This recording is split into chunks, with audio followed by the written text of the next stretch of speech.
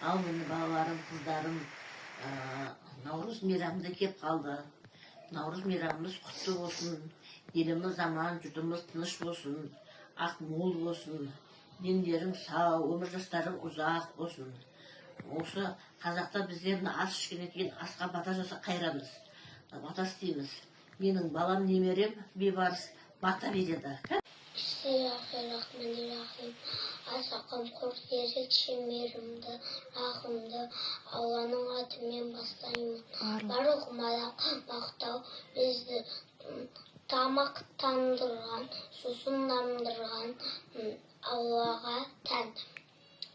Я жаратушы ием, дұғаларымды қабыл ет, иманымды қабыл ет.